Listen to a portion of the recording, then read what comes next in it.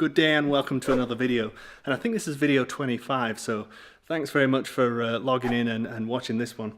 It's another sale preview, so I've got three very interesting items to go and look at downstairs, but at the moment I'm upstairs in the antique and interior sale room because Jamie and I have been working today setting up this sale. It's Friday, by the way, it's viewing day, ready for the sale on Monday. So Jamie and I have been upstairs getting this sale ready, which is going to be on the 4th of March, and it's times like this when it's really difficult because you're kind of setting up two sales in tandem, so it's a lot of work and a lot of time management, but I thought I'd show you a little bit around the sale room too, so you can see how it's starting to take shape. The picture wall, as you can see, that's done. They're all catalogued, they're all photographed. Uncle Steve's hung them and they look very nice too. So that bit's done, we'll put that to bed and we don't have to worry about that now, just the lot numbers to go on. Now the furniture, that's pretty much there. It's all photographed and it's all catalogued, it's nearly all set up. But as I'm sure you can appreciate, the furniture is pretty hard because you've got to photograph every piece. So these have all got to be moved into the photography studio, photographed, and then placed. So that's a really long job. It's took me, Jamie, all day to get the furniture done, but I think it's starting to look good. The cabinets there all set, all photographed. There's some lovely 18th century English porcelain, that's my particular favourite area. There's some nice Judge Gary pieces again, but we'll get into the antique sale in a few weeks. But for now, let's head downstairs and look at those items for this next coming Monday's Antiques and Collectables sale.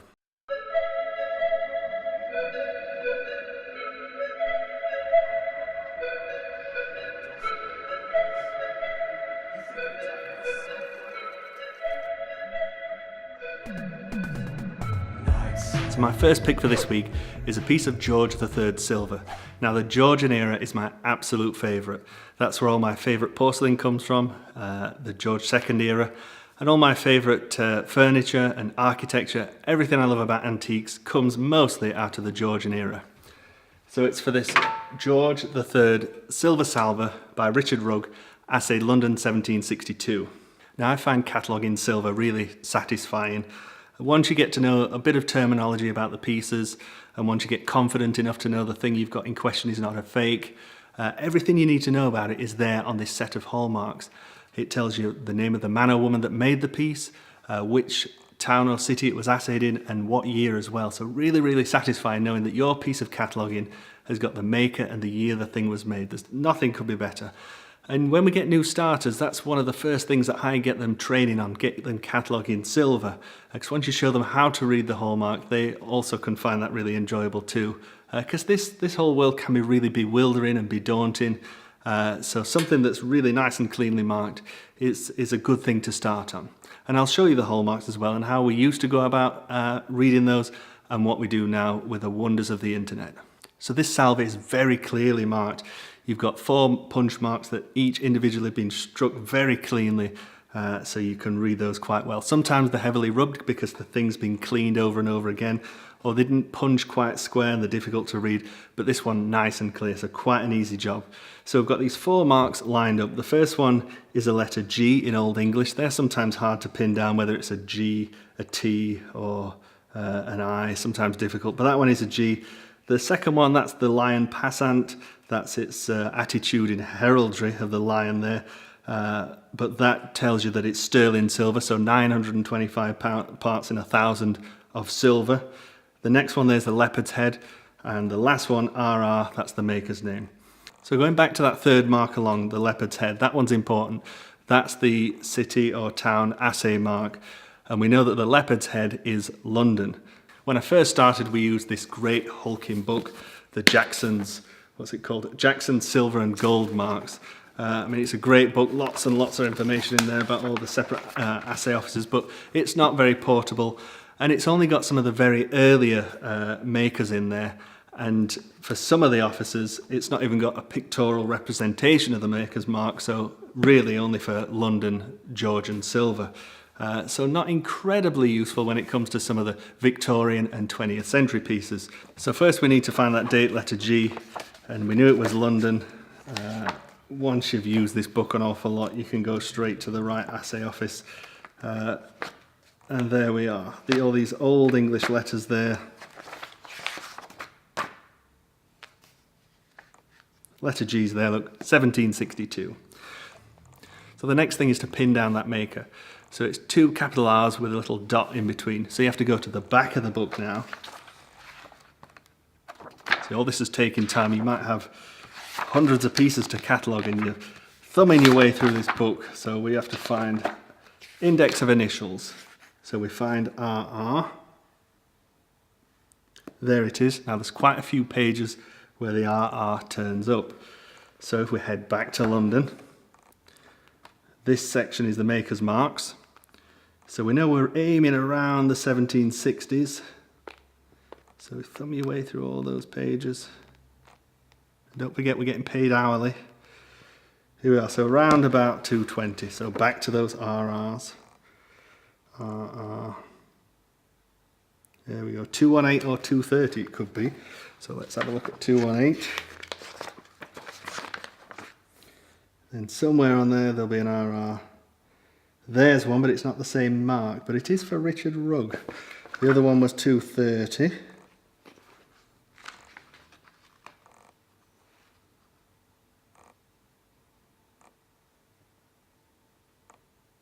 Where the bloody hell is it? No, Robert Rutland. Some other guy. So maybe 209.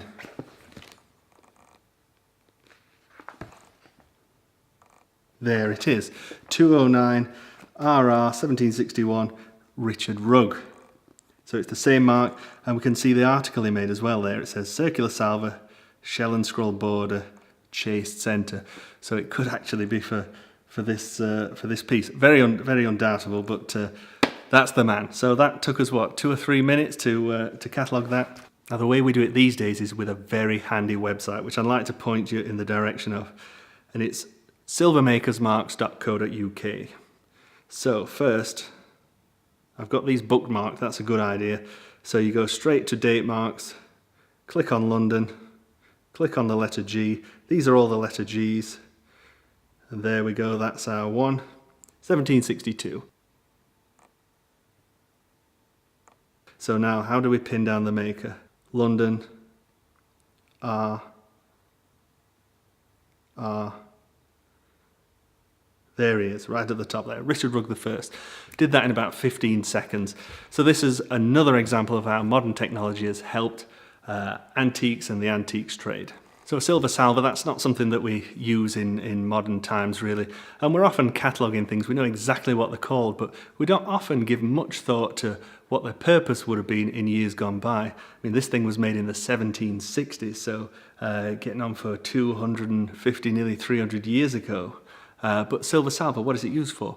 Well, I headed over to Wikipedia to find out. I think I knew the answer. I thought I knew the answer, sorry, but when I read it, I knew that I did. So I'll read out the Wikipedia page.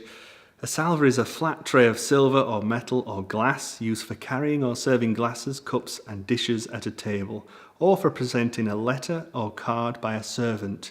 In a royal or noble household, the fear of poisoning led to the custom of tasting the food or drink before it was served to the master and his guest. This was known as the assay of meat and drink, and in Spanish was called a salva.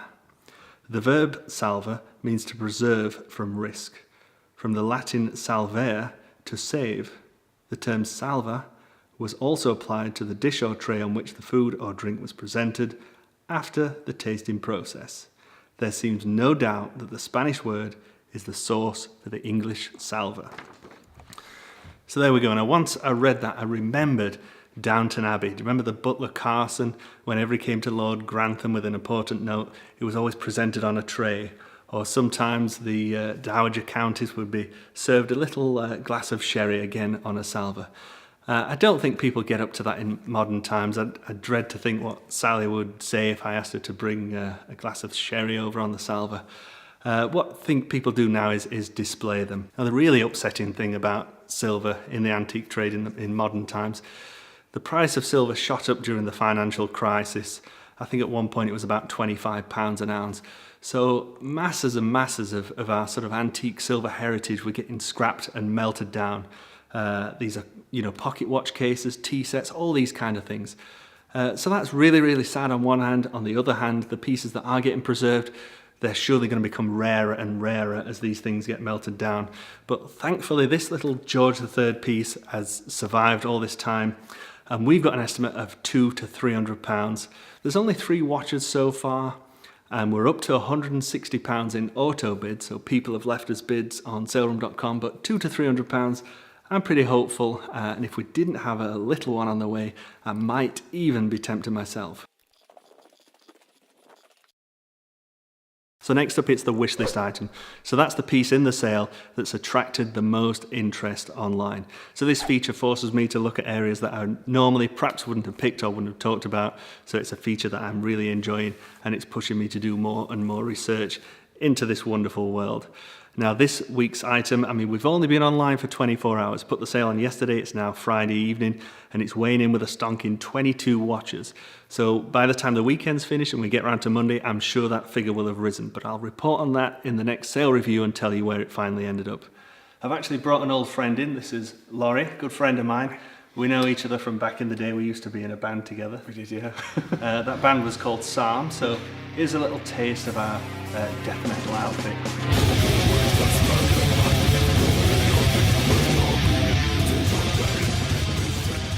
So I hope you enjoyed that, and if you do want a copy of any of those tracks, I can soon burn you a CD, that's no problem.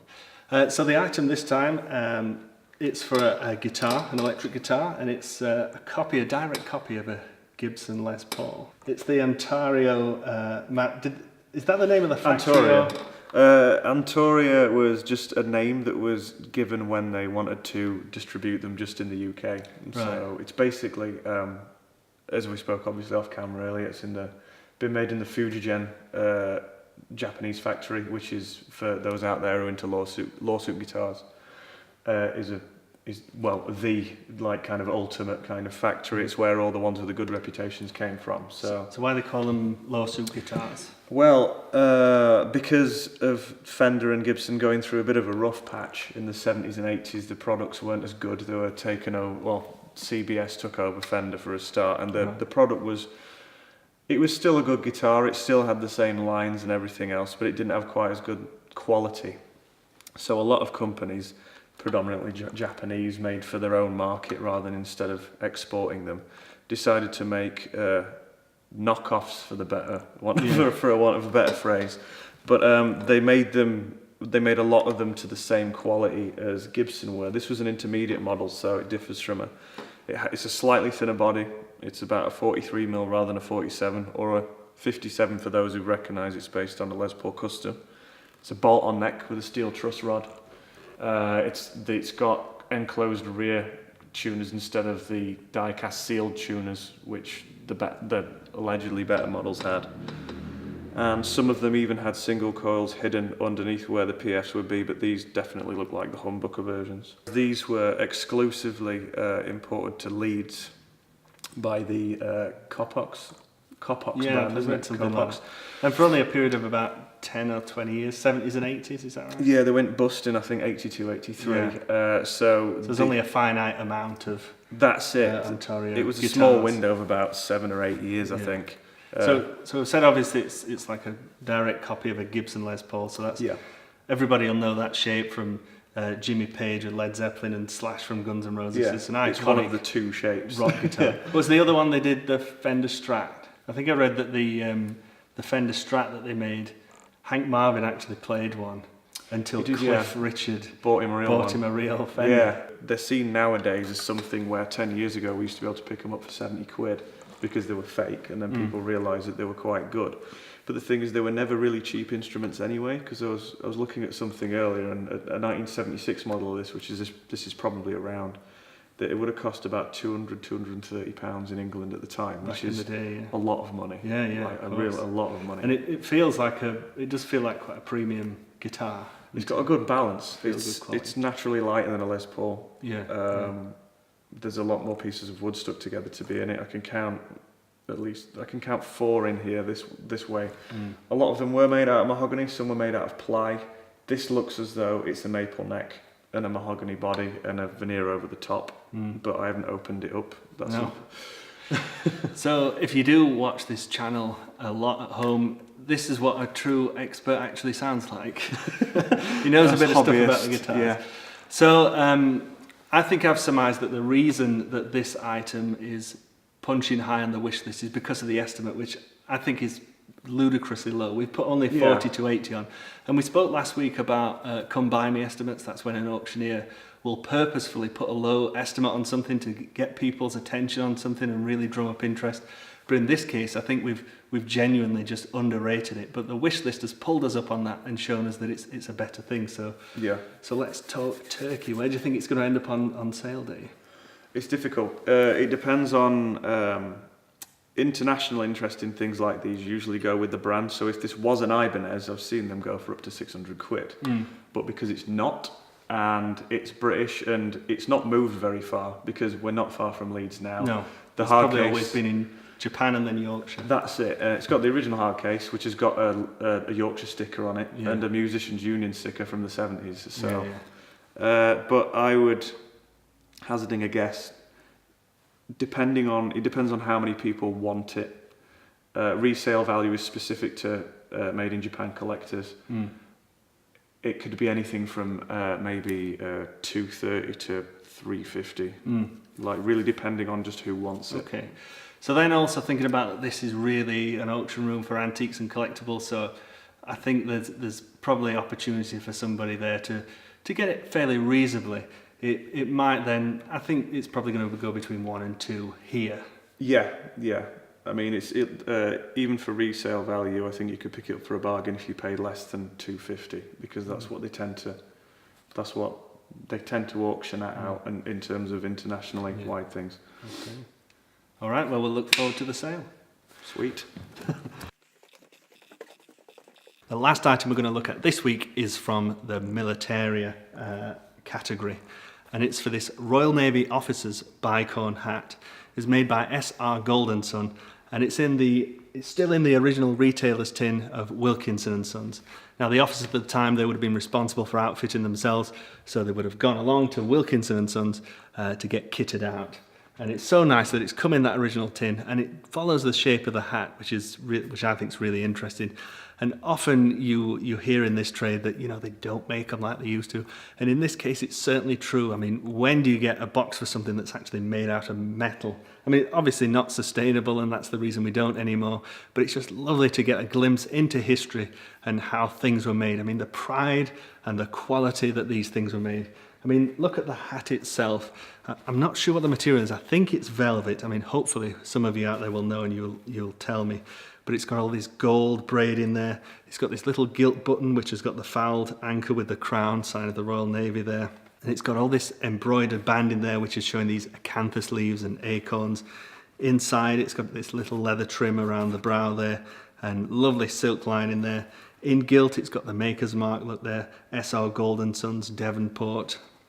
But it is quite a small hat. I mean, that's how the French used to wear them, I think, but I think we're supposed to wear them like that, but doesn't quite fit there on my huge head, but no, lovely thing and nice to display as well. These hats were adopted around 1790 by European and American military and also the Royal Navy, and it was a part of military dress for officers right up to World War I. Looking at this example, looking at that tin, I would say it's from the very early part of the 19th century, maybe 1820s or something like that.